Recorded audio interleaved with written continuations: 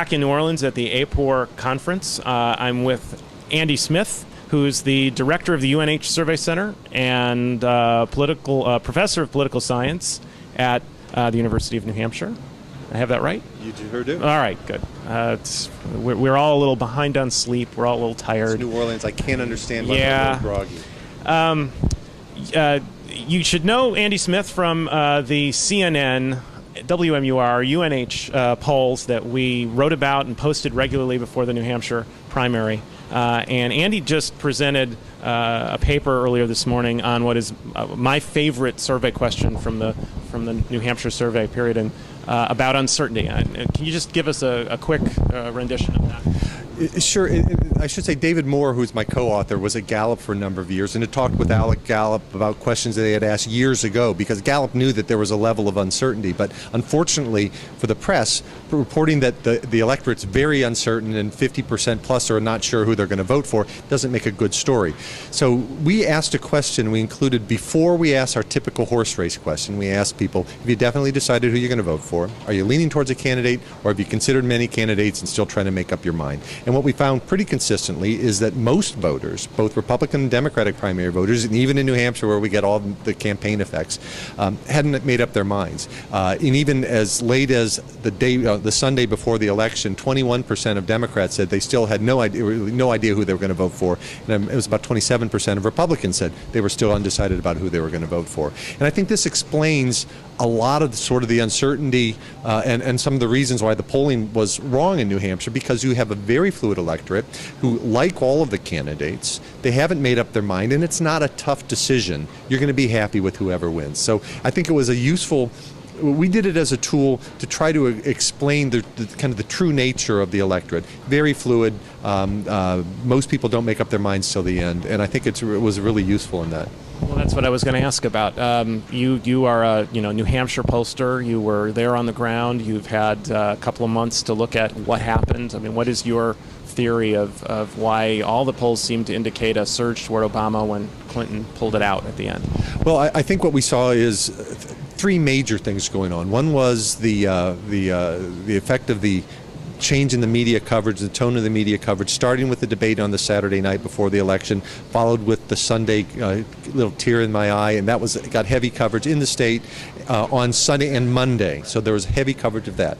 The second thing is that the Clinton campaign had a very heavy targeted mailing to women, about 40,000 women in the state, that basically said that the reason Obama wasn't voting on these votes that he had missed in Illinois was that he was really against legal abortion and he was hiding these things. That hit on Monday? That was in people's mailboxes? That was on Monday, and there was an email that went out as well. So that, I think, was targeted at women who were actually the only demographic group that switched from the pre-election polls to the post-election polls. And then the third thing that happened was the Obama campaign pretty much took victory laps from Sunday on, whereas the Clinton campaign campaigned all the way through to the point where we were at a news TV station on Election Day at 5 o'clock, and the Clinton campaign calls up and says, hey, the senator's going to be in town. Can you send a film crew out to cover her? We're thinking, well, it's a little bit late in the game. But they campaigned to the very end. And in a fluid electorate where you have high percentages of undecideds like this, I think it worked out. So I think what we saw was real campaign activity that made the difference.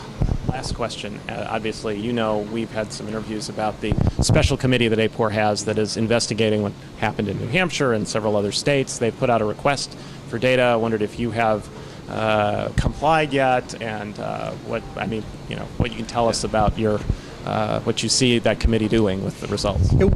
We fully support the committee's idea, and we've complied in spirit. I haven't given them all the data yet, mainly because we're a small shop at a university and it's really busy. The semester's over, so I'll be sending all of the materials to them very quickly. I think it's very useful, but I think that they're not going to find that much. I've gone through our own data and looked at a number of the hypotheses, like the Bradley effect, where white voters really willing to say they're going to vote for Obama but not show up on Election Day. And we actually found that doing a race of interviewer effect analysis that white voters were more likely to say they were going to vote for Clinton when they were interviewed by a minority interviewer than they were by a white interviewer, which is a little counterintuitive. There was no sex of interviewer effect, there was no significant race of interviewer effect.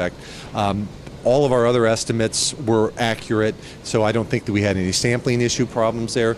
Our likely voter target model, I think, worked really well, mainly because the one thing that we were able to do is predict dead on the percentage of the undeclared voters that were going to vote in the Republican primary or the Democratic primary. So the internal stuff of it all looks good. The one thing that we can't prove that it was campaign effects is the one thing that the campaign spent millions of dollars on those last few days, and I think that's likely what happened. Right. Well, thank you. I want our readers to know that of the it's well over 1,000 surveys that we entered in the primaries, I believe your shop was the only one that routinely reported a response rate on an AAPOR response Yay. rate. So keep that in mind in thinking about disclosure. For pollster.com, this is Mark Blumenthal. Thank you.